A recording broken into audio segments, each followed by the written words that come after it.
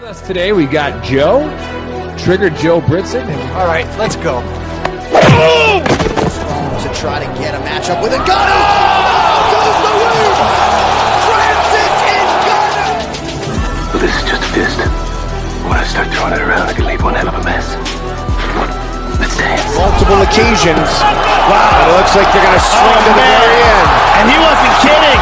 Wow. It's very rare. What a finish. Another one. It really poses the question, what do you want to do? Do you want to take a chance and risk getting knocked out? Oh, my God. Oh, my God. Trying to take care of business, trying to get to... Oh, it's a knockout. Oh, my It's a knockout. And it's closing in. Trying to finish it. And it's over. Because I'm going to take this foot and I'm going to whop you on that side of your face. There's not a goddamn thing you can do about it.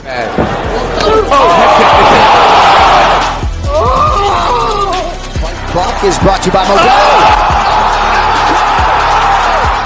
I killed it!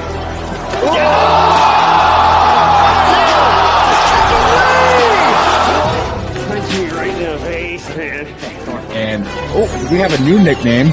Okay, we have William Send It 7 Pearson. All right, other than that, we used to call him Willie Pete. We used to call him the Mad Russian. For his opponent to be quicker on the canvas.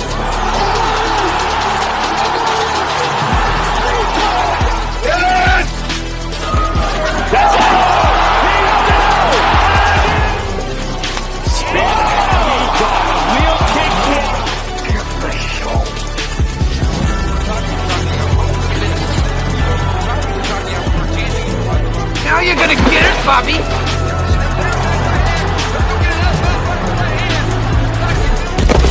I think you've had enough.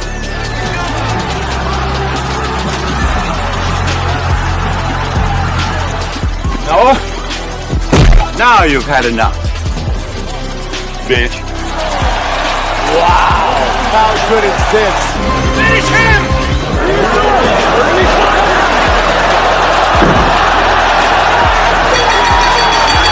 Get him a body bag! Yeah! Another one.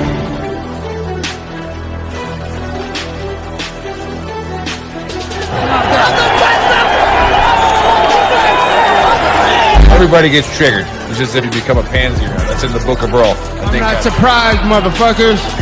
You called down the thunder, well now you got it. gotta be very careful.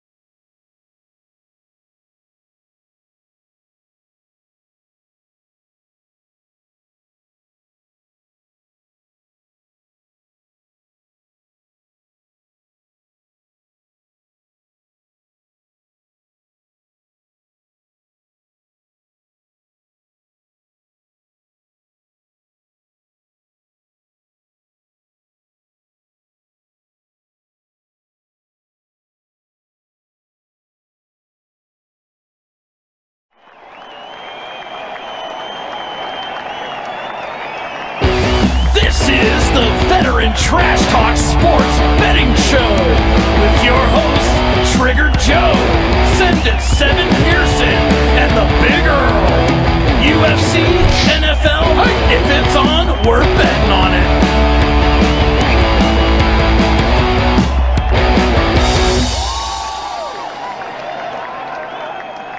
Happy Cinco de Mayo, the American version of the Mexican Independence Day. I think it's a little different, but you know, as Americans, we do what we want. All right, this is your Revolution Day, and this is what you will celebrate. So, anyways, I got myself a Corona in a bottle, Joe. Dave just calls it the day after May the 4th be with you because he's such Star Wars. Well, it's Revenge of the 5th. There it is. Yeah, there you go. That's beautiful. Did you do that on the fly? I don't believe you. No, I just saw a meme about it actually, where where it's Anakin and Padme, and Anakin's like, "Happy Revenge of the Fifth," and she's like, "But it's Cinco de Mayo," and he's like, "You turned her against me," and it's got Pancho Villa is dressed up, and Obi-Wan Kenobi dresses Pancho Villa. You turned her against me. It's great. I like it, actually. I'm drinking a fine American Pilsner, award-winning 6 years in a row. That's all I'm going to say about that. Some people call that a dynasty. Not quite sure. But, no, hey, welcome to UFC Fight Night. We got UFC 288, all right, coming up tomorrow. And I'm the Big Earl. With us, we got VTT's Trigger Joe and the champ, VTT Send It 7 Pearson. I think his lead is astronomical now. Not quite sure if we have enough time left on this earth for Joe to catch back up, but we'll still give it a shot. Here, we'll do a little plug real quick. If you've been paying attention to the page today, and then Big Earl's page, a combat veteran. All right, the guy with a bazillion followers and does all the funny videos with Tristan. All right, and then a couple other guys. He has started a comedy tour, and he cannot get a location in El Paso. So I got him one, and he's coming to El Paso June 30th. And so we're going to have an awesome time with him here. Hopefully the VFW allows 10th Mountain to be there, because that's what I want to be drinking there. And I'm going to see if the cool part is he's coming anyways. Yeah, he's coming anyways. And that it's going to be a lot of fun. So if you're in El Paso, I know he's got shows in San Antonio and I believe Austin. Not quite sure. I might have said that wrong, but go to his page, check it out. He's going to start his little Texas tour, and then hopefully he goes bigger than that. But if you're watching, say hi, say where you're watching from. If you like the fights, then just, pick somebody and say who's going to win, and we'll argue with you. But this is how it goes. Don't listen to me. All right. Don't listen to the Big Earl. I don't know. I don't really care about these fights except for the money. And I just, I call it underwear fighting for decades. And this fight card to me is a joke because everybody's below 150 pounds. So again, I don't like those people. They're the boys. It is what it is. But listen to these guys. These guys are the experts. They're going to tell you how to win money. And the disclaimer is always, if you don't have money, don't gamble. All right. It's that simple. So, all right. How you boys doing? Oh, wonderful. I feel like this is a bettor's paradise tomorrow night. And Bill and I don't miss on the pay-per-views. Nice. That's true. I hate betting on these fucking fight cards because it's, hey, here's 30 dudes who have never fought in the UFC before, and they're all 10-9. So, forgive us for getting a couple wrong on Fight Night, Massachusetts, but Bill and I don't reach the level of stalkers. We just follow the fighters that are on ESPN. So some of these guys come out of the woodwork, and it's like, I didn't know he had a chin made of chandeliers. You got to see it first. When there's no footage of you on the internet, it's kind of tough to scout. So, but anyway, we're going razor sharp, and I tell you what, I'm going 5 for 5. What is it, 6 fights? Who knows? Nobody counts anymore. We're not missing. Yeah, but all right, let's get right down into it. And we open the night up with a featherweight fight, and we got Kron Gracie at 5-1 versus Charles Jourdain. Chuck Jordan. It's Chuck Jordan in America. All right, you French Canadian sons of bitches. Yeah, Fight Night Picks. If you come across this, I told you once, I'm not going to tell you again. It's Chuck Jordan. Guy makes his money in America. Don't get mad at us because GSP retired. Charles Chuck Jordan. All right. Coming in at 13-6-1. And again, I pick fighters based on their name, their appearance, usually their jawline. All right. But I just can't help when the only person I ever knew, I knew like 3 people in UFC like 20 years ago. And it was like Kent Shamrock, because I watched WWF, and then like freaking Hoist Gracie. Right. So you don't ever bet against a guy named Gracie. I'm pretty sure his only loss is because he eye gouged somebody, but he still won. So, Bill, the champ, how do you see this first fight going?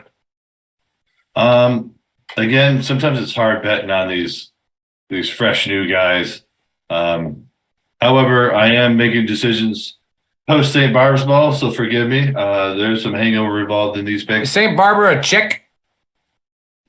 Yes. Yeah. Okay. Yeah. Yes. She was martyred by her king dad. Blah, blah, blah. I could go on for hours, but no need. I think King of But I'm Battle actually named, going- named after a girl, but it's fine. You know, Yeah. we like the ladies. You guys like the dudes. I don't know what to tell you. Fact. But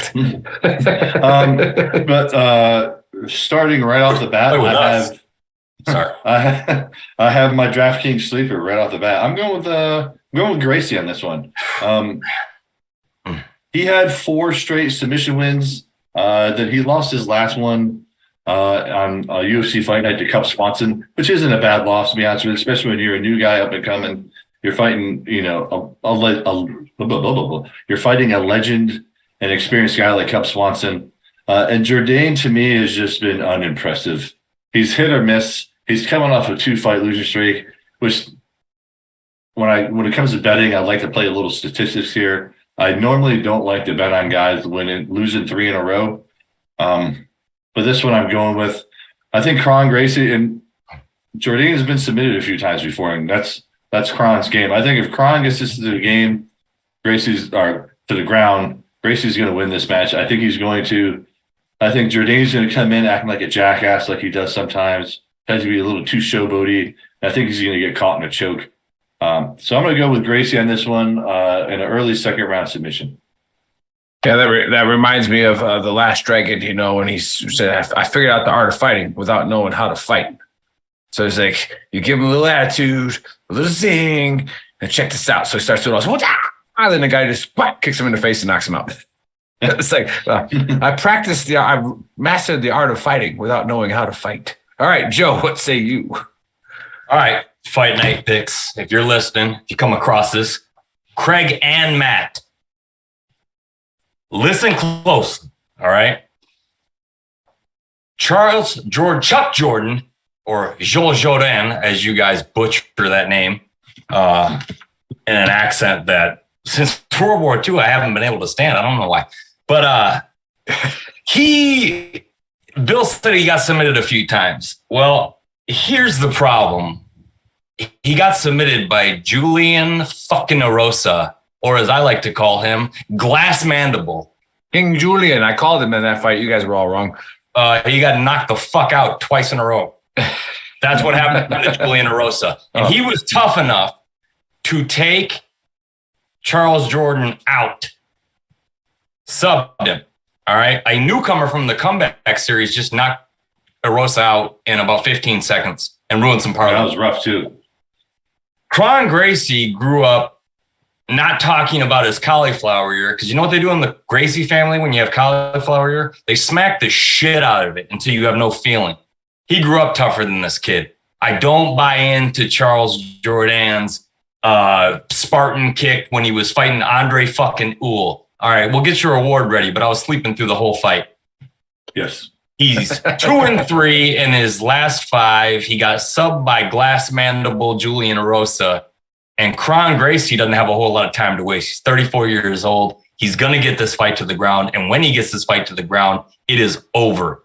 He subbed Bruce Leroy, and Bruce Leroy knocked out Julian Erosa. So if you're doing your MMA math, Kron Gracie subbed the guy who knocked out the guy who knocked out the guy. All right. I got Kron Gracie getting this to the ground when they're dry, like Vieira did. And maybe had an arm triangle, but I got Kron sub first round DraftKings sleeper. I know who can beat you. Down the alarms, same as Bill. I know who can beat you. Beast 2 said that. I got him, show. I got him. It's a little kid. I'll tell you what, Craig and Matt, if Chuck Jordan comes out and wins, I'll buy one of your shirts. I know you got an apparel store. So do we. If you see this and you have the guts to respond to me, I know you speak French, so I'm not going to expect much. But if you have the guts to respond, we'll lock it in, and I'll buy one of your shirts if he wins. Who are these people called again? Matt and Craig from Fight Night Picks. They pick out of, I want to say, in the Vancouver area, but I could be wrong, which means they wouldn't be far from Bill. Man, at Fight Night Picks only has 1,000 followers. Who are these fucking Frenchies?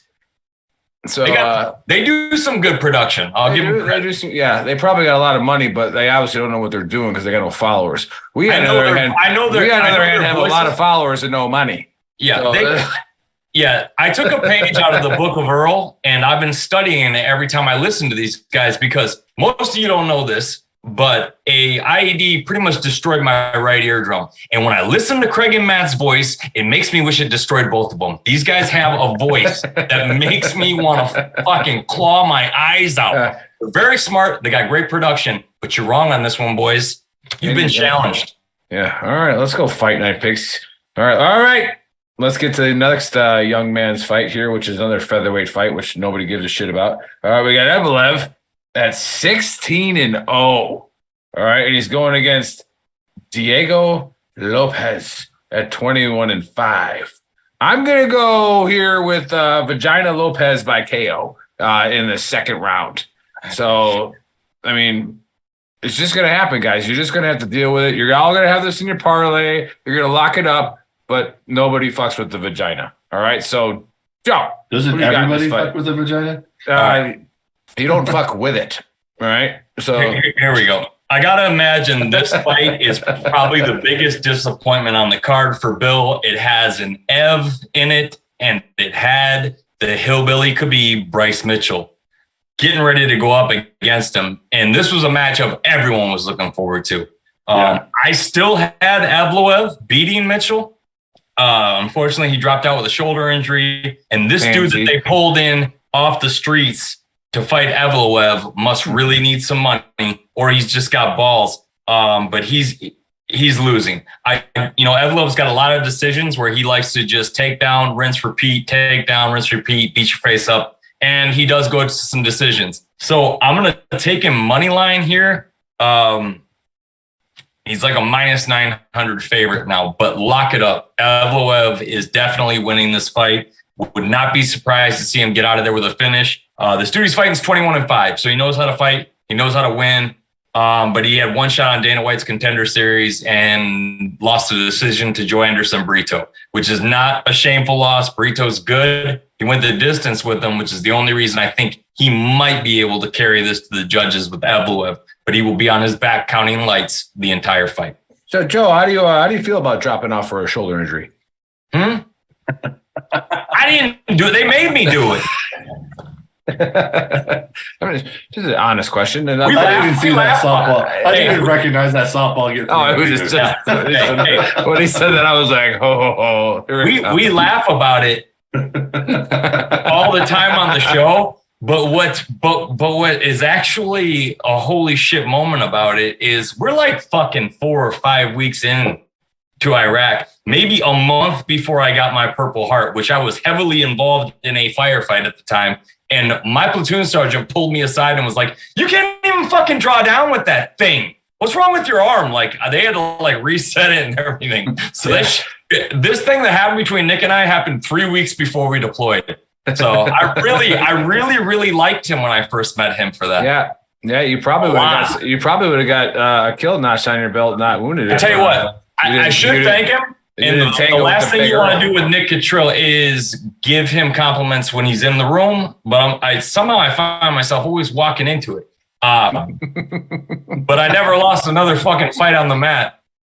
So I guess I got him to thank for that one. I was so pissed off. I missed that.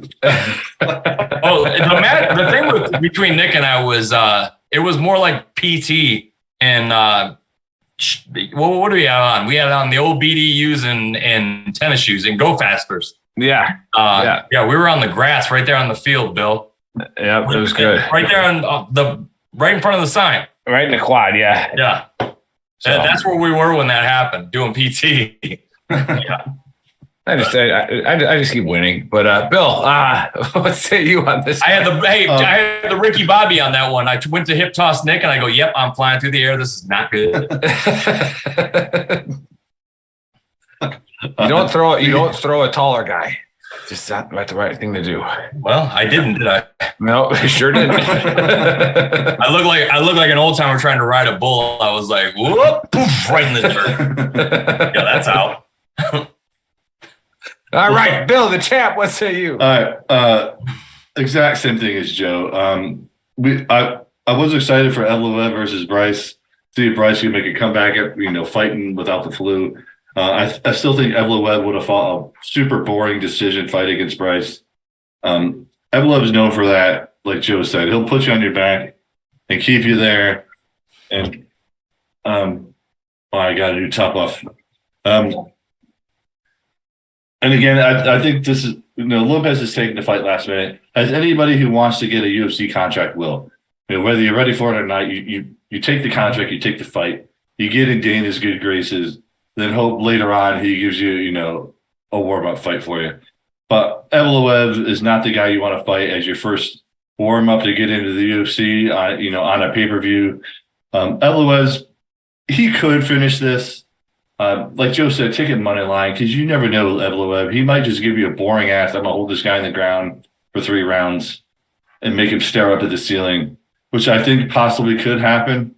Or if I'm Lopez and I know I'm getting given, I'm being given this, last minute fight by Dana, he might just come in, try to throw haymakers for the first round and then just gas the hell out and get submitted in the second, which is also very possible. But the safe bet for you, everyone listening, is take Evloev money line. If you want to get ballsy, I'd say Evloev submission, because I think what might happen is this guy just tries to go balls out the first round, gasses out, and then gets choked out, or gives up his neck on purpose just to make it end. Safe bet, Evloev money line, but you're not getting any money off that. Like Joe said, depending on where you're betting, you're looking at like a -900 or -600 based on who you're betting through. But Evloev money line. If you want to get ballsy, don't put it in a parlay. If you want to get ballsy, go Evloev by submission. Yeah, it's weird that you guys all picked against the guy whose Spanish dad named him after a vagina. So, because we all know that Diego stands for vagina. But all right, let's go to the next one, and it's a strawweight women's fight, and we got Andrade. Didn't she just get her ass whooped by that young kid the last time? Oh, by Blanchfield. Yeah, Blanchfield. So Andrade 24 scalps. But Andrade still looks like a mean bitch. So you got 24-10 versus Yan Ching Chong Wang 16-3. All right. I'm gonna go with Andrade here by chopstick choke in the second round. It's like that. Okay. So Bill, you ever choke somebody out with 2 fingers? It's about to happen. What say you? Yeah, Andrade did get teed up by Blanchfield. She started to blame it on her boob falling out on that one. That's why she got choked out. She said she got distracted. It happens to me all the time. Yeah. But honestly, what I think happened in that fight is Andrade wasn't expecting some girl to come out and, as I like to say, throw them hands with her. And she was taken back by it. She's like, oh, shit, this girl's teeing my face up. Yep. I need to switch my game plan. And Blanchfield's up and coming. I think she's going to be a belt holder, especially since she's being smart about it. She's not trying to go for the number one right off the bat. She's like, hey, I know I'm young. She's what, Joe, 21, some shit like that. She wants to work her way up the ranks and get that experience before she goes for the belt, and good on her. And I think teeing up Andrade gave her that confidence. For the people listening, Bill, where's Blanchfield going to be in 2 years? Oh, she's world champion, without a doubt. You heard it first. You heard it from us on Pavlovich. Who's our other guy that we called all the way up the rankings? That is true. You guys didn't call it. Bill was on Usman before Usman had the belt. I know that. We've done it several times on this show. So Blanchfield is 100% going to be a future GOAT of female MMA for sure. Super young. She's got a lot of years ahead of her. She's just going to get more dangerous. Go ahead and think she's a boring, dumb American wrestler and pay the fucking price. Yeah. But Andrade, I think, is going to come out pissed off. Now, Xiaonan is not a bad fighter, but she's been knocked out in the second before. She's lost a bunch of decisions. She goes to decisions a lot. I don't see her winning this.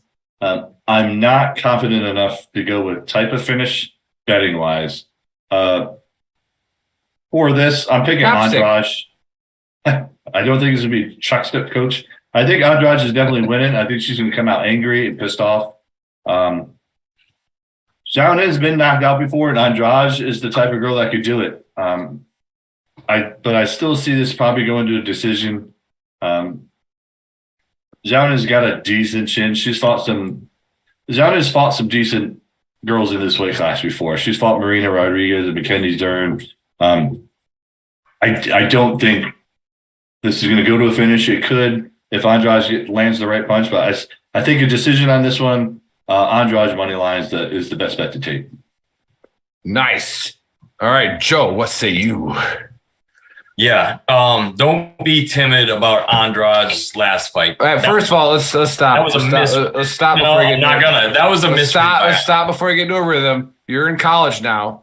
All right. So we don't start sentences out with yeah, so. All right. Those things, like, we have to work on this. You're an educated man. Okay, you let me know when you punch the clock as being the grammar police, and I'll continue.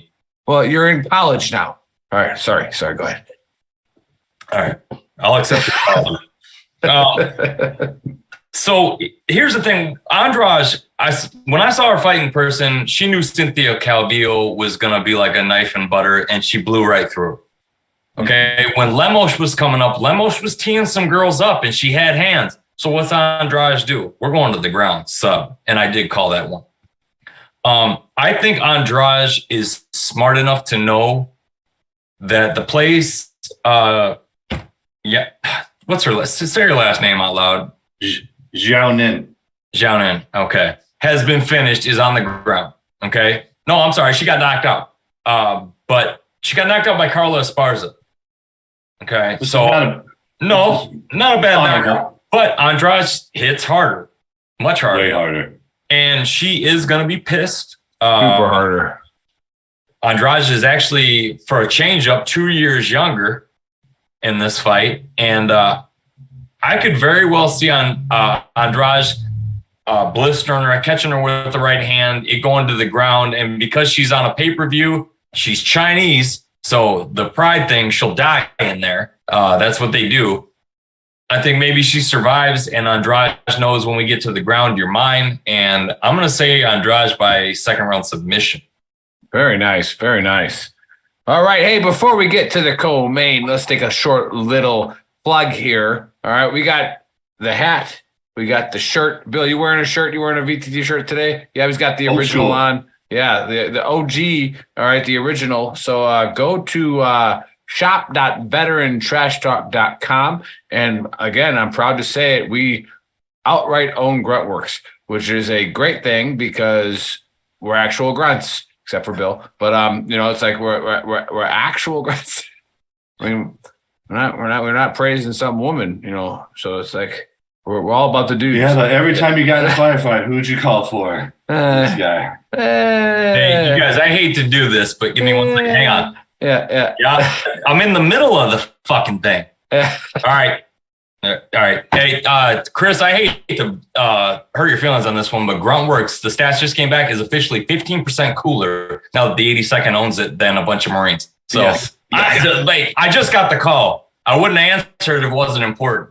It's facts. It's facts. So go get all the Gruntworks design on shop.veterantrashtalk.com. And while watching this show, put in the code VTTGW. In fact, put that code in anytime. It's fine. It'll work. So put that code in and get yourself pretty much free shipping. So go ahead and do that. And I'm triggered a little bit, Joe. I'm going to go a little triggered Joe path here. I'm a little upset. All right. Some people, on the page that are like $30 for a shirt. No. And it's like, well, you're right. We could print them all off in China. As Trump would say, China. All right. We could print them off in China and charge you $15. However, all right, we print them off in Florida, all right, with another veteran-owned company. And it costs more because it's America, and all you people like Bill's friends love taxes. Okay. It costs money. Yeah, the liberals you were talking about earlier, they love them. Okay. So, yeah, it was sarcasm, Bill. All right. Well, shit. Now I forgot. Hey, if we were after money, we would make hoodies and charge $80. You want to know why we don't make hoodies? Because they're $40 for a blank at best. Yeah. And we're not going to charge a bunch of fucking veterans, $80 for a hoodie. But to make money on it, it's insane. Would you go through 40 hours a week to make $2 on a hoodie? Why would you? It's silly. Yeah, and then Bobby Lee Jr.'s on the chat. What's up, Bobby Lee? Putting out an American flag. And that's right. Bust him.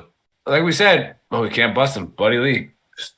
Man, I think I was saying that whole deployment. You know, when people That's pretty much was your catchphrase, buddy. Yeah, when That's people why are I trying, say it. people are trying to get under my skin, and I'm all like, deployment long. I'm Buddy Lee, man. You can't bust me. Man, you can't bust me. So there's no way you're gonna get under my. I got you mad over the phone once. You did. One time. When I hung up the phone, I honestly felt like I just won an Olympic gold medal, Bill. Because here's how it ended with Nick going, "Hey man, fuck off." And I was like, I did it. Dad, I did it. No. You triggered the big Earl, son of a bitch. All right. So, all right. Let's go to the co-main. And we got Muhammad at 22-3. It's a welterweight fight, by the way. So another one of these little guys. But even though the next fights are even smaller. All right. And he's going after Burns at 22-5. And Burns is that guy again where all of the weight is in his traps. All right. And so but I know how this fight's going to end because I've been doing my research. And it's been a long time since I called this type of finish. But Muhammad's going to be in a lot of trouble. And he's just going to start counting down. Okay? And so I'm going to go Muhammad by technical knockout because Burns is going to jump over the cage when Muhammad starts going 10, 9, 8, 7. And then he's like, I was just kidding, man. But he left the cage. It's a win. So, Joe, you see this going Muhammad by countdown? Oh, my God. Stop it. No. Here's the thing. Muhammad has really surprised me, and I will give him credit where credit is due. All right. Burns is going to have his hands full. Okay. He tore through Neil Magny. He should have. Made easy work of Masvidal. He should have. Bilal Muhammad just cost me on I think it was the night Pereira knocked out Adesanya, and I called it that night. I think it was that night he fucked up one of my parlays by beating Sean Brady. Bill's thinking about it now, I know. But I think so. I had Brady in that fight. I can't stand Bilal Muhammad. I'll be honest. Yeah, I'm gonna snitch. I'll testify to your face. I hate that fucking attitude. He's got I want to go like, hey man, stop plugging your nose when you talk, because it's like, and I think I'm the best 170, and I can't stand the way he is. He like 145 pounds? Really tries to market himself. No, I'm 170. Oh, they walk around buck 85. Yeah, so I'm thinking of the featherweights. Yeah. But these guys can fight. He switched over and is apparently, from what they say, living like Khabib now. He's training with Khabib's guys. He's talks about being a different type of Muslim because he respects them so much. And he's looked great. He has looked very good. But Gilbert Burns is my guy. And when I met him in person, he had a dude with him that was just as hype as shit going, this is the next champ. 2 years, he's going to be champ. And Gilbert, cool as shit, was just like all smiles. Like, I'm going to do it. I'm going to do it. And he's looked fantastic. I'm praying. Like the night Gaethje fought Khabib, please look good tomorrow night. I'm going to take Gilbert Burns, and I'm going to say that he catches him in that banana hanging off his face he calls a nose, that he puts those shades on. And I'm gonna say Gilbert catches him, Bill, and TKOs him. He's training with Vicente Luque. Vicente Luque is the last guy to finish Bilal. He did knock him out and made it look easy. And Vicente Luque is a sniper, even though he's got no chin and likes to brawl. Gilbert knows this is his path to the title. The next one, if it's not Colby, it's for the belt. And it's strength against strength, iron sharpens iron. I always go with greatness, and I think Gilbert Burns is better. So I'm going to say he gets it done by second round TKO. Don't be surprised if it goes to this decision, because Bilal is tougher than the last three opponents Gilbert's had. So but Gilbert did knock Chimaev's head all the way around backwards, and it would have knocked anybody else out. And he made Chimaev look human. And he actually won a round. In some people's mind, he might have won two. I still say Chimaev won the fight, but that's the closest match he's had since he's been here. So you're saying Burns by banana and the tailpipe trick. Sure. Yes. But I'm hoping he not injured, not hurt the guy financially, but please break that nose so he stops wearing the fucking sunglasses. Nice. Gilbert Burns, second round TKO. Well, hey, we got someone special in the thread before we go to Bill, and it's old David Gray. All right. Man. David Gray, hey now. You're a little late to the show. All right. Because Bill's been all by himself and, having to pay homage to the females that run the artillery, which i.e. St. Barbara. All hail St. Barbara. Yeah. So, it's, again, you got to love the mothers. You got to love the women because nobody would be here without them. But hey, Nick, speaking of hailing, I believe only one of us has taken a knee and hailed the other branch. I did. I am all for that. Shit. I accept it and I appreciate it. Like, I appreciate everything they do, but everybody's got to have flaws, Bill. All right. And so, you know what he doesn't understand, Bill? It was like watching the Cowboys when Bruce Dern shot John Wayne when I was a kid. I was crawling up the couch like, stop it! There I am, working construction in a scissor lift, wiring up fucking shit, and I'm looking at my phone every 10 seconds, and all of a sudden, I look at my phone, and I stop, and I'm like, what's he doing? Why is he doing that? Oh, he's kidding. It's a joke. No! Like that. No, I'm the job site. So, yeah. Yeah, that one stung. Don't worry, we've been talking about Bill coming down here for a rematch, but he knows what he's doing. He's staying up there, knowing that he's in a world of pain. You're in a world of pain. Dave and I have already discussed. We got to start talking this golf tournament. We can make this big. You get Dave. If I have to golf, I'm golfing with Nick, and you can have Dave.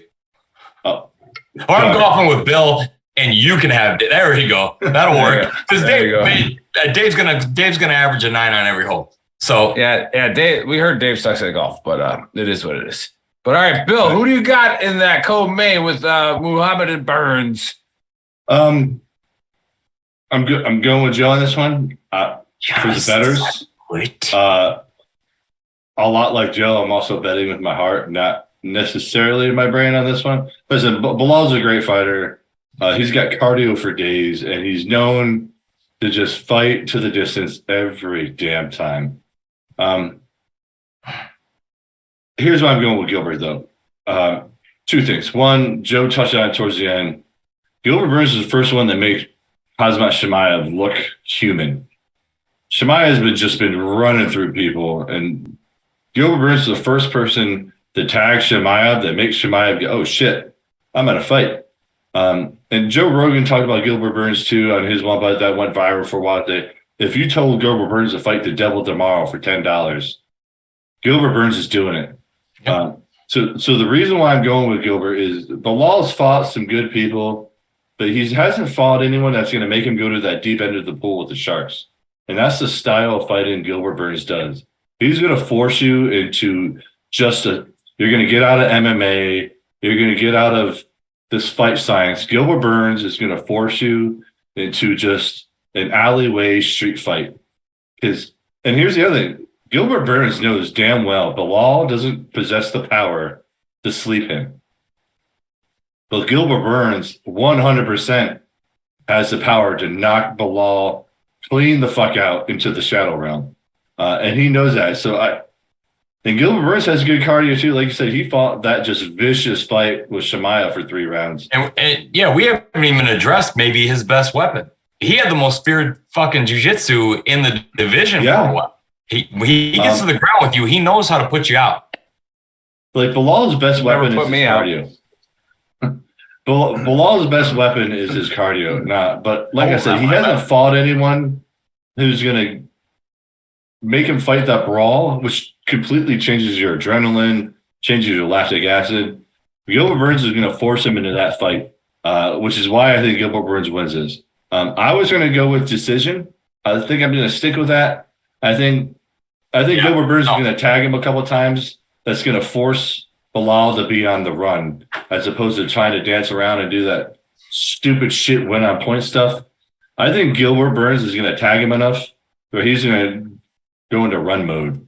And at best, I think, like Joe just touched on it again, I think if Gilbert, and Nick touched on it too, Gilbert is, 175 pounds, 170 of it is traps and shoulders. I think if Gilbert gets Bilal on the ground, Bilal's done. I mean, that is a big, strong dude who is a vicious black belt jiu-jitsu artist.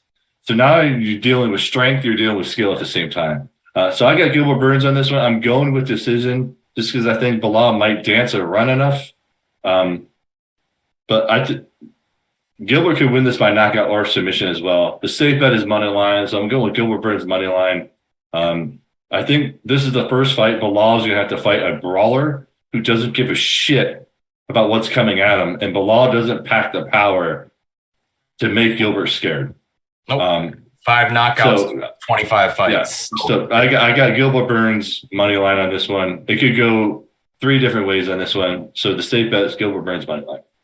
Nice. And Hey, Vegas agrees with us on that one, Bill. Excuse me for slurring. But this thing was almost a pick 'em yesterday, and Gilbert's moved to minus 135. So not only is Bill preaching you good advice, because that's almost even money taking money line, but Vegas agrees with us because this thing went from Gilbert to minus 110 to Gilbert to minus 135 in 36 hours. So the money's moving on Gilbert, and nice. I agree with it. So, Bill, enlighten us, infantry guys, on this. But is like St. Barbara's Ball, like, is it always around the same time every year? Usually, yes, because like I know First Cab just did theirs. There's a bunch of units that did it around the same time, but a lot of times it's also based on availability. Like for instance, this St. Barb's kind of sucked for one battalion because we have 1 battery and a half that's in NCC right now. So a lot of people didn't get to participate in it. But yeah, they try to make them around the same time every year, but there's no like set. Because Tanner Port just logged on. Oh my God! And Tanner Port says, "Let's go." All right, Tanner, we're calling the main event. That means there's 3 St. Barbara's recipients. Right. So yeah, now Tanner's going to get a little roast here, but he was challenged by me. I know it was short notice, Tanner, but I got to think if it was an infantry guy, and I said, hey, why don't you and Heather come on and take on Joe when you had to step out for a night? No, excuse me. I don't fight down. I already beat Tanner. I want the boss. Why don't you? But the boss was going to come on. But Tanner, he hid in the corner. Okay. He curled up and said, I don't have enough time to make this decision. That's the same thing you said when we asked you to do a pull-up. Now cut it out. Yeah. We made you do it. anyway. Granted, he did do a show from Iraq. Just because you're going to have to run some. He did log on from Iraq, so you got to give him respect for that. Nope, only guy to ever do that. Yeah, and I would like to say that's one of the best shows we ever did. Absolutely. No. Absolutely. Listen, it was before that show and after for us. It was before the 9th episode, and then we changed because we got Bill that day. It just took a minute, but before it didn't take more than a couple of UFCs, and that was it. We got Bill after that show, and for that, Tanner, we get to bust your balls like we're your brothers. So take it or leave it. We are brothers, but you definitely cowered out there, Tanner. It happened. Okay, so we're gonna hold that. So we're betting on Brust. He was just building targeting. See, here you go. You got David. David comes out and says, in his defense, he is busy planning how to save the queens from their demise. And it's like, I get it. That could be funny, but now you are fighting for the guy hiding in the corner. Okay, like let Tanner grow up. Let him come out. Tanner, how many people have to make sacrifices to protect you before you come on out? You got so many people protecting you. Ridiculous. Come on out and take your whooping. All right, and we don't even want you really. We want the expert in that house on UFC. That's who we want. So when you want to bring that fight, just let us know. Heather's actually beat us on a couple of bets with Brunson. You, on the other hand, did not. So are you guys saying that the Red Devil is hiding? Is that what you're saying? Yes, he's hiding. If he was a Panther, he would be right in there, but he used to be a Panther. We'd be hiding, but just until we finish the plan of your destruction. Because, the Panther represents stealth and cunningness, in the Flash. So it's like, and then worlds collide. Yeah. So, but all right, we're way off topic now. Really, Really, 5,000. But we will again. Hey, this segment's brought to you by 10th Mountain Whiskey. All right, so so you get it. we like the sound of our own voice. We like to get drunk and we like to talk. And 10th Mountain Whiskey out of Vail, Colorado, gives us free booze because they love veterans. So hey, fucking check them out. All right. Let's go to the main event, and we got a bantamweight fight. These are the real tiny guys. These are those gymnasts that I can't stand.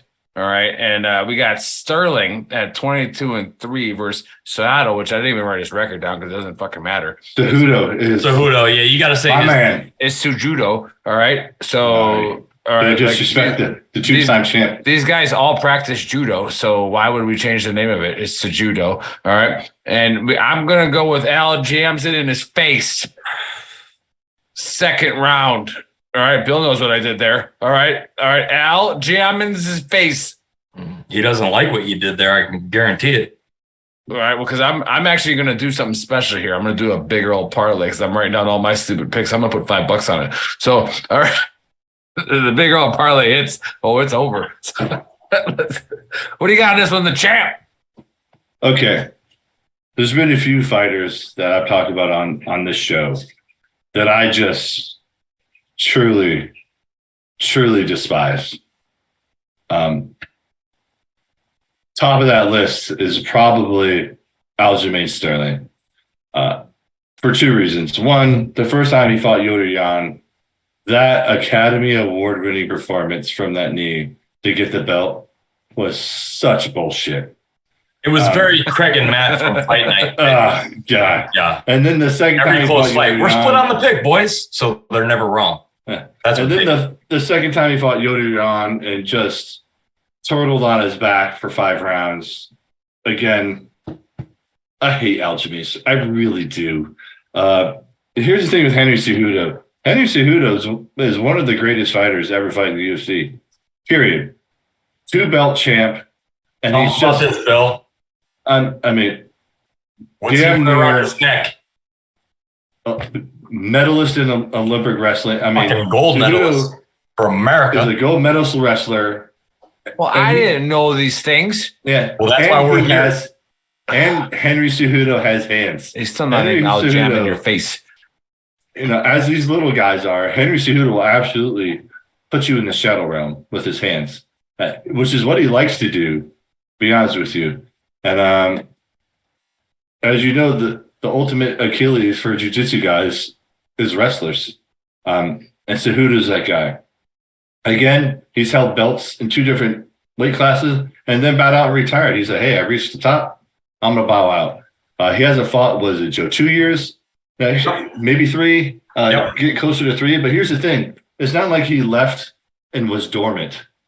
He has opened up a gym and he has been training champions. He Watch trains a couple YouTube shorts and you'll see how many fucking people go to him for help. I mean, Figueiredo went to him to beat Moreno. I mean, so Cejudo hasn't just been sitting around eating Twinkies watching UFC. He's been training. That's another one that Bill called. I mean, he's been training world beaters. And that's actually that reason is why I won a couple parlays. I'm like, hey, this guy's been training with Cejudo.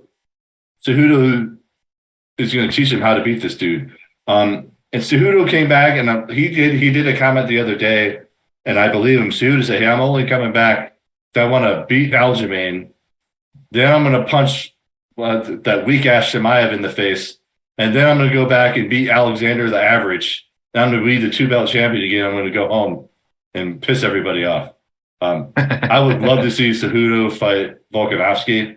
But I think Cejudo he's pissed off that Makhachev being considered the wrestler guy too. Cejudo's coming back with a vengeance. And I think Aljamain is not ready for a guy like Cejudo.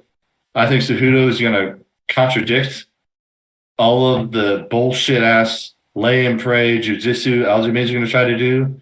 And on top of that, because Cejudo is not afraid to go to the ground with Aljamain, he's going to come out and punch him right in his mouth.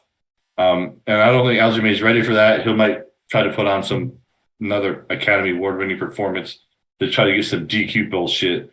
But I got Cejudo on this one. I was leaning towards decision for a long time on this one. I think it might turn into a chess match on the ground. How about our boy? But I got Cejudo with a 4th round TKO on this one. I think it's going to be a chess match for a while. I think Aljamain is not going to be used to that type of fight. I think he's used to just owning people on the ground, and Cejudo is going to be a different beast. I mean, a gold medalist wrestler is a different animal. I don't think Aljamain's ready for that, and I think he's going to start to give up, stand a little longer, worry about the takedown, and Cejudo is going to knock him into the shadow realm in the 4th round. So I got Cejudo, 4th round TKO. Very nice. What say you? Oh, Great breakdown. Great breakdown. Oh, Bill, I love it. Too bad it's not going to happen. No. I believe I called El Jamin by DQ the last time. I think I called when your boy goes in, you go in with him. And listen, Aljamain, he proved to me exactly what kind of heart he's got beaten in his chest. He flies a flag from Jamaica. He stays in Massaquoi, New York, has his whole freaking life, but he flies a Jamaican flag. Henry Cejudo has a Mexican background and wears an American flag with an American gold medal. It's like, dude, be honest about who you are. You haven't been to Jamaica since I've been to Jamaica. Okay? You're a fake. Bowing out against fucking Jan was one of the most cowardly moves I've ever seen. Sean O'Malley's beanpole ass was in deep trouble and fought his way back. You're built like a brick shithouse and quit. Peter Yan's been beat twice since then. So Henry Cejudo, when he left, he wasn't on top. He was the game. He absolutely was the Conor McGregor of 125, 135. No one would fight him. And I don't think anyone wants to fight him now. So no. I don't think Aljamain's used to bullying guys. He's not going to bully Henry Cejudo on the ground. I don't think he's strong enough to put him in a submission and finish him. And I think Cejudo will die in there to win this fight. He's got too many people that look to him as the MMA guru to not be sharp, to not be on his game. He's not coming in to embarrass himself, and he doesn't fucking need the money. He could be a millionaire training fighters. He's coming back. It's not revenge he's after. It's a reckoning. Here's the other thing too. And he is absolutely going to win this fight, in my opinion. So I'm going to go ahead and say, go ahead, Bill. I'm sorry. And if you're a fan of fight sports, whether it's boxing, MMA, I've said it before, we've talked about it before, is I've had arguments about this with people because it's a race thing. Mexican fighters have a different thing to them. You have to know when you're going into a world-class championship fight with a Mexican fighter, they have this inner warrior's heart that most fighters aren't ready for. And Cejudo is another one of those old school Mexican background fighters. He is going home with his shield or on it, period. Those are the Greeks. Yes, I know, Joe. Or Nick, thank you. Hey, that's Nick. I'm Joe. Guys. Yeah. Stop going to balls. Return my text. You forgot my face. No, I'm just kidding. Cejudo is completely willing to die in that ring tomorrow. And the reason I brought that up is what you said about Aljamain. Aljamain doesn't have that. And so the difference in that warrior's spirit between those two guys is so different. And I think Aljamain is just not ready for that old school Mexican fighter that's like, hey man, we are going to war. And Aljamain is just not that guy that has that just pure the warrior mentality. Yeah. That's Cejudo. Yeah. All right. So Joe, how's the fight going to end? I'm going to go ahead and say this. It's going to be a war. It's going to be a war. And 2 years off in the octagon can never be helpful to a performance level athlete like Cejudo. So I'm going to say that Aljamain, look, it's not like he's going to lay down for him. It's going to be one hell of a fight. But I think Cejudo is going to win 49-41 40 or what is it? 49-46. That's right? I think he's going to win 4 out of the 5 rounds, and he's going to make. I'm giving Aljamain the first round. Yeah, and I think Cejudo's going to take it from there. I think he's going to take 1 round to shake it off, and Aljo may get the first, but I think that'll be just what he needs to wake up and make an example of this kid. I really do think that. I think that first round's going to be Cejudo shaking off that ring rest, and then just getting pissed off. Yeah, and becoming Henry Cejudo. I think tomorrow night will be a lot like, hey, John Jones is fucking back. Like that night, that's how great I think he is. I think he's Anderson Silva. I think he's John Jones, Conor McGregor. He's that guy. And Aljamain Sterling quit in a war, and Henry Cejudo will die in there. And I got it. I got him winning, and I got him probably with 10 takedowns in the fight. All right, so I want to, before we get to the best part of the show, which is the parlays and the locks, how recent was that video in New Orleans with Nick Diaz? That was actually pretty recent. A month ago. Right, so that's a recent video. Yeah. Because it just came across my screen. Yeah, but it's not real Logan Paul. It's the guy that goes around making a living doing appearances as Jake Paul. That's how sad it is. I knew it wasn't Jake Paul, but it's like, did that guy really try to fight him? So Chandler showed me that video, and here's what I said. Like, listen, I outweigh Diaz by probably 100 pounds. I am not fighting Nate Diaz in the streets. For 1,000, like, there's no way. Yeah. There's no way I'm trying to throw hands with Nate or Nick Diaz, for that matter, on Bourbon Street. Yeah, and like, you are a moron. When I watch, here's the thing: you tell what kind of background that dude's from for approaching a guy like Diaz like that while there's a fight happening. Like, leave that man the fuck alone. Yes. That's a Wolverine sitting there eating a fucking salmon, and you're gonna go up and be like, hey, like. Dude, he must have been a privileged silver spoon motherfucker to approach Diaz like that and say, I'm going to back you off the fight. Stupid. I watched the video a few times, and you could tell that Diaz's training kicked in, and he actually was about to knee the guy.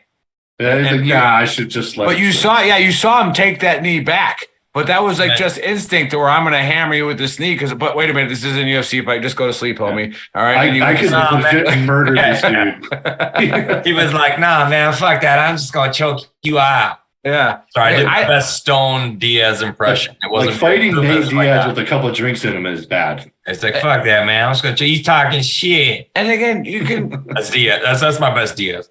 We can't speak for everybody. The big girl hates when you disenfranchise people. They don't have a voice. But it's like, if you see a guy with like really big like eyebrows because he's got like scar tissue and cartilage like just like built up here, and then he's got cauliflower ear.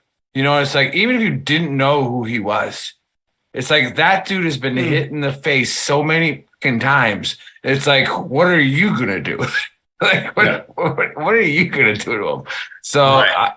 I just want to get your guys' take on that video. I'm like, I think the guy's a fucking idiot for getting anywhere near him. I think he should be thankful. All he got was choked out. Because you know what Nate Diaz is thinking? Hey man, I'm gonna walk over to this fight and see if anybody starts some shit. That's what he was thinking. Yes. And somebody walked up to him. He's like, I choked you out. And then here's what also go near him.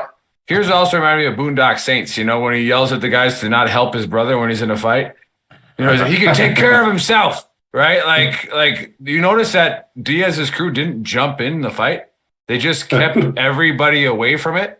They were just like, who's going to help? Who's going to help? They were going back to the gym and getting in a go-go plata if they jumped. I would help Joe. I would help Bill, but it's like it's like they were just like they just kept everybody away. It's like, no, he's fine. He'll handle it. They're probably like, please, Nate, don't get involved. Yeah, right. The fuck you jumping in for? You think I needed help? That's what you're gonna hear. But those of you, the three of you, stick around and watch. We're just talking about that Nate Diaz fight. But all right, let's get into the best part of the show: the locks and the parlays. Okay, it sucks that we had a good 7 to 10 viewers the whole time, and they're gonna miss the best part. All right, let's get the locks and the parlays. And let's actually go with Bill, the champ. Locks and parlays first. Okay. Joe hates that. Yeah. Locks, obviously, is Edla Webb. I think is a real easy lock. I'm actually willing to throw in Marina Rodriguez as another lock in her prelim fight. She's had some rough losses coming up, but the girl she's fighting, she's gonna whoop her ass. Yeah, everything's up here. Yeah, DraftKings sleeper. I picked Kron Gracie on this one against old Chuck Jourdain. For my parlay, I got going from prelims on up: Aliska Ruff, Marina Rodriguez, Chaos Williams, Janjaku, Evloev, Andrade. If you want to get ballsy, I think Burns Bilal on the over is a safe bet. And also, if you want to get super ballsy and do a second parlay, do the same thing. Add Henry Cejudo at the end of that because hot damn, I bet with my heart on that one too. I think Henry Cejudo is just going to come in and Aljamain Sterling is not ready for it. And Dana White's setting up some super fights. Nice. Now remember, guys, if you don't have money, don't gamble, but do what the big girl does if you do have some money. I put money on the locks. Now, Evelev's probably going to pay me $4 on my $25 bet, if not like $2.50, right? Like, but Rodriguez, when I put money on her, probably going to pay me, what is she, a 400? So no, I mean, Rodriguez right now is only like a minus like 140 or 180. Okay, so that's why this was a bettor's paradise because that'll pay me $22, right? Yeah. And then so when those wins hit, my parlays will be about $25 to $50, and at least I know one of my parlays is covered, right? That's how I bet. All right, so just pay attention that way. The parlays usually lose because somebody does a bad decision or somebody gets a freaking Ponzinibbio to the face, right? Ruins everything. Yep. You know, it just is what it is. Ponzinibbio was dotting that guy up and took a knee to the jaw, and he was done. All right, so Joe, give us your locks and the parlay. All right. Hey, my locks, I can't believe we didn't bring him up. Man, is there a possibility? Yeah, I could be wrong. I've been wrong before on a lock here or there. I've been wrong once. Drew Dober is fighting Matt Frevola, and Matt Frevola loves to stand up and bang, and right now, Drew's on fire. He is. He's in probably the last big tear of his prime, and I think that's a fair statement. But you know, Bobby Green stands and bangs with everybody. Except Drew Dober, left hand, KO'd the other dude, the Brazilian, with a right hand to the liver. Drew Dober's striking is on point right now, and he knocked out Terrence McKinney, who about broke a record knocking out Matt Frevola. So Drew Dober's one of my locks. Evloev's a lock. And I'm going to take Jessica Andrade as another one. I just don't think she can afford to lose this fight, and I don't think she's going to. All right, give us the parlay, homie. All right. Did I give you my sleeper? My sleeper is Kron Gracie, just like Bill. And you know, you're getting decent plus money on him. Fuck, take him by submission. It's like plus 300 right now. So, all right.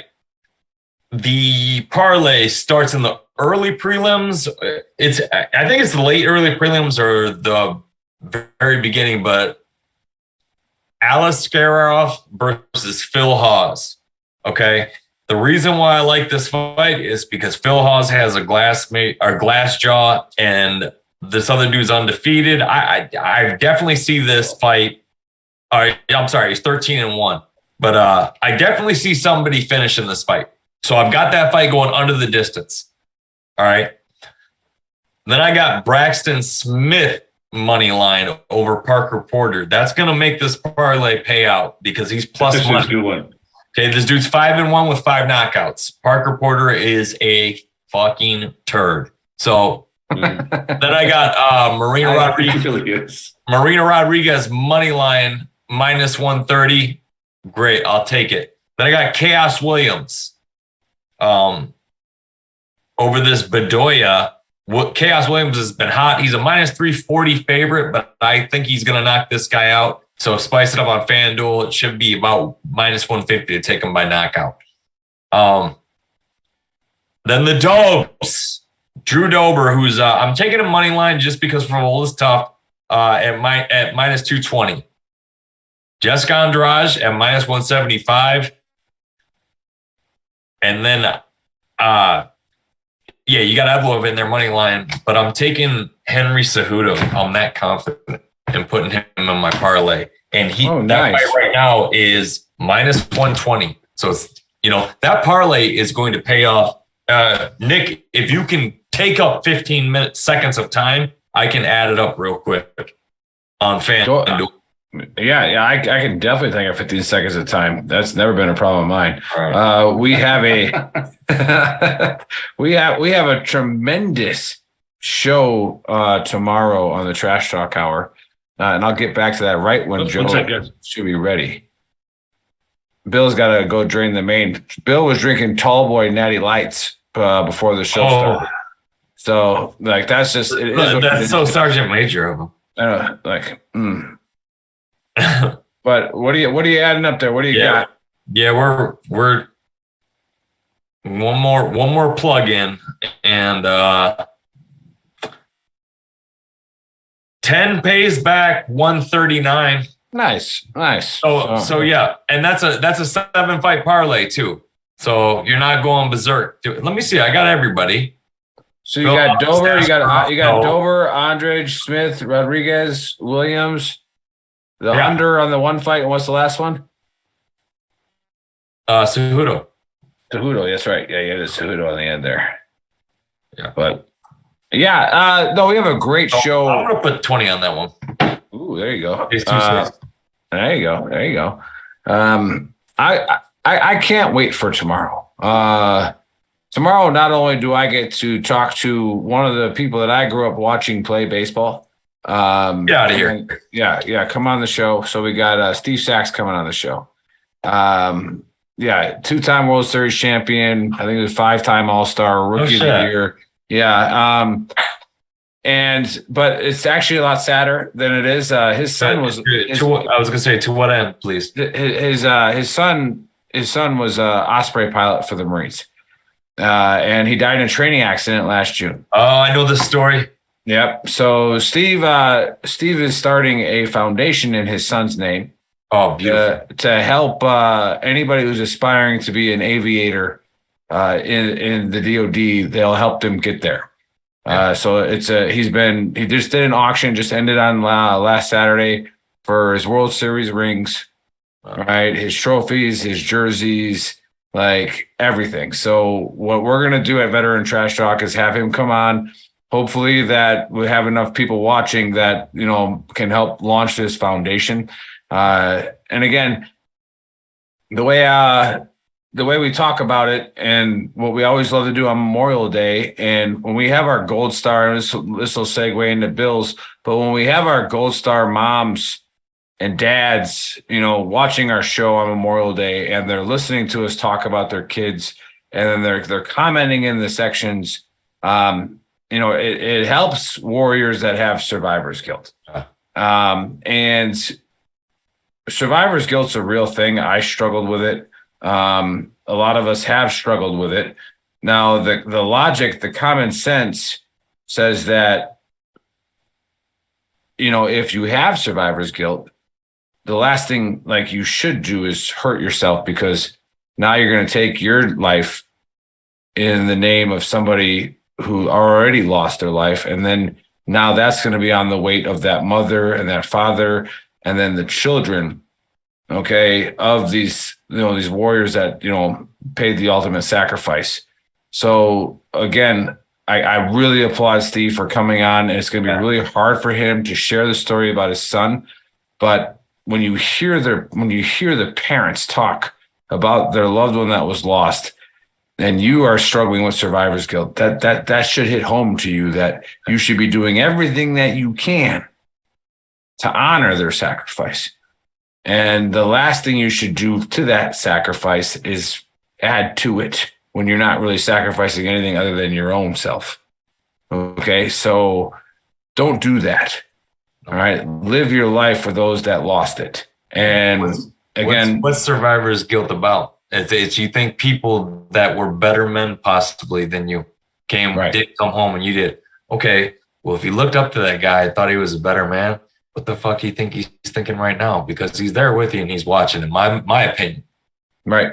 So continue to strive to be better, because that's what you did when you knew him. That's how you keep him alive.